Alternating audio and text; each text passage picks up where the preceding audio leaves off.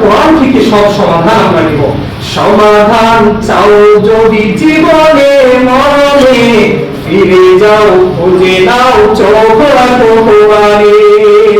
সমাধান চাও যদি জীবনে মরণে, ফিরে যাও খুঁজে নাও চোখ রাখো কোরআনে। এ বাণী সকলের নয় শুধু মুমিনের, এ বাণী সকলের নয় শুধু মুমিনের, যারাই মানবে কোরআন ফল পাবে কিয়ামতে।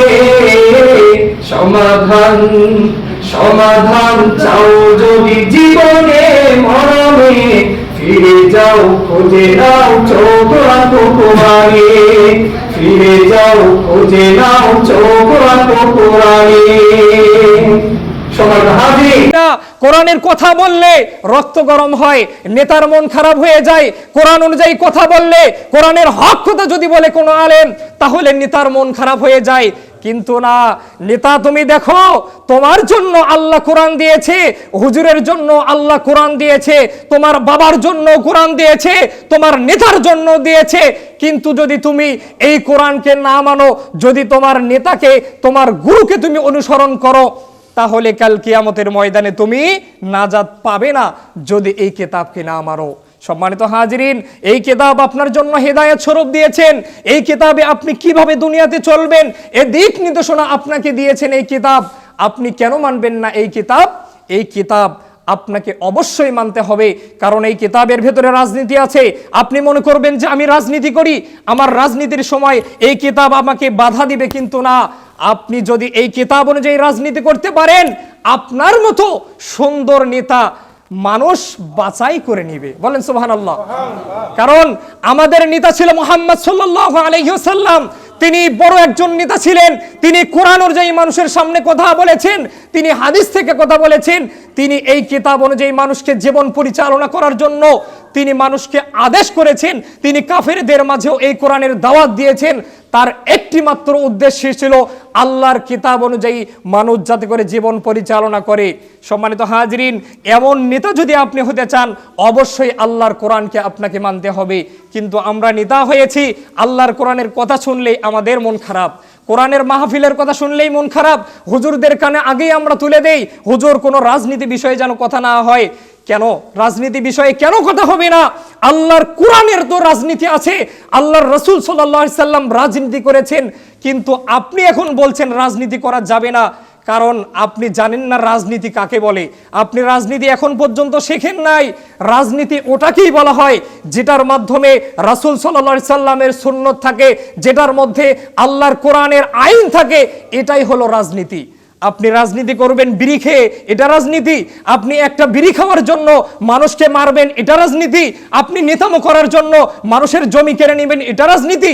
এটা রাজনীতি মুহাম্মদ সাল্লাল্লাহু আলাইহি সাল্লাম আপনাকে শিক্ষা দেয় নাই।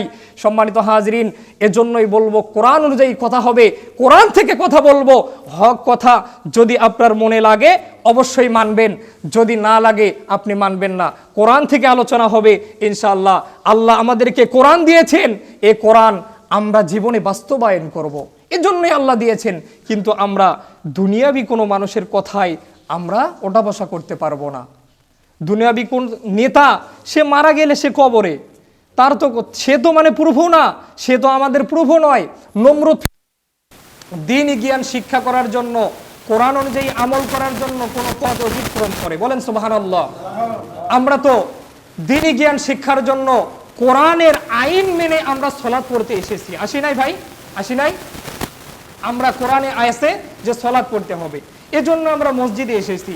তাহলে আল্লাহ তাআলা আমাদের জন্য পথ সহজ করে দিয়েছেন, রাসূল বলেছেন। তারপরের অংশে আল্লাহ তাআলা বলছে, আল্লাহর রাসূল বলছেন, সাহালাল্লাহু লাহু বিহি তরিকান ইলাল জান্নাহ। যে ব্যক্তি আল্লাহর কোরআন মেনে দ্বীনি জ্ঞান শিক্ষা করার জন্য গেল, তার জন্য আল্লাহ জান্নাতের পথ সোজা করে দিবেন। বলেন সুবহানাল্লাহ। মুসলমান ভাইরা আমার, আল্লাহর হাবিব কেন এই কথা বললেন যে একজন মানুষ যদি দ্বীনি জ্ঞান শিক্ষা করার জন্য কোনো পথ অতিক্রম করে, কোনো পথ চলে যায়, সে পথের মধ্যে একজন মানুষের বিপদ হতে পারে, একজন মানুষ বিপদের মধ্যেও পড়তে পারে, কিন্তু না না, আল্লাহ ওই ব্যক্তিকে বিপদে ফেলাবে না।